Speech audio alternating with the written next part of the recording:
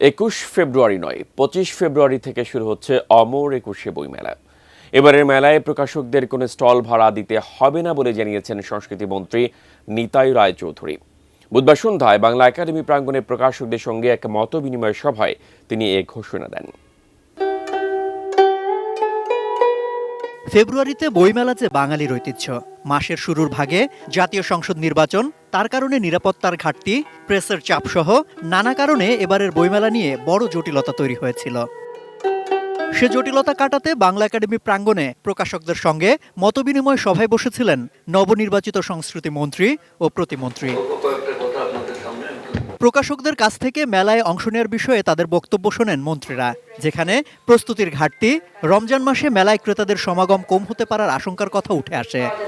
নির্বাচনী কাজে বেশিরভাগ প্রেস অকুপাইড ছিল, তারপর আপনার কাগজের একটা সংকট ছিল এবং অনিশ্চয়তা তো ছিলই। ঈদের পরে করতে চাই, কারণ রমজানের সময় বইমেলাটা হলে তখন এই যে বিনিয়োগটা প্রকাশকরা করবেন এটা উঠে আসবে না। যার পকেটে টাকা নেই সে তো মেলা অংশ নিতে পারতেছে না। পরে সরকারের চাওয়া স্পষ্ট করে মন্ত্রীরা জানান, সবাইকে নিয়ে ফেব্রুয়ারিতে বইমেলার ঐতিহ্য বজায় রাখতে চায় সরকার। আমরা চাই যে 21শে বইমেলা মানে আমাদের এই ঐতিহ্যটা বহমান থাক, চলমান থাক। যদি এখন না হয় ঈদের পর তো হবেই না, ঈদের পরে হলো ঝড় বৃষ্টি এসে যাবে। বই প্রকাশ ও বিপণনে প্রকাশকদের উৎসাহিত করতে এবং সামগ্রিকভাবে বইমেলার পরিসর আরও বিস্তৃত করতে এবারের মেলায় কোনো স্টল ভাড়া না নেওয়ার সিদ্ধান্ত জানান সংস্কৃতি মন্ত্রী নিতাই রায়চৌধুরী। পাশাপাশি সব সমস্যা সমাধানের আশ্বাস দিয়ে 25 ফেব্রুয়ারি থেকে বইমেলা শুরুর সিদ্ধান্ত জানান তিনি, যা চলবে 15ই মার্চ পর্যন্ত। প্রকাশনা শিল্পে সাথে জড়িত যারা তাদের অপূরণীয় ক্ষতির মুখোমুখি তারা হবেন।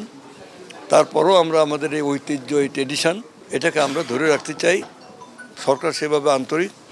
এই সমস্ত আলাপ আলোচনা করে সিদ্ধান্ত হলো যে আগামী 25 তারিখে বইমেলার উদ্বোধন হবে। প্যাভিলিয়ন বরাদ্দ থাকবে নাকি সবার জন্য শুধু স্টল বরাদ্দ হবে, সে বিষয়ে চূড়ান্ত সিদ্ধান্ত বৃহস্পতিবারের মধ্যে জানাবেন বাংলা একাডেমির মহাপরিচালক। বইমেলা প্রতিদিন দুপুর 2টা থেকে শুরু হয়ে চলবে রাত 9টা পর্যন্ত।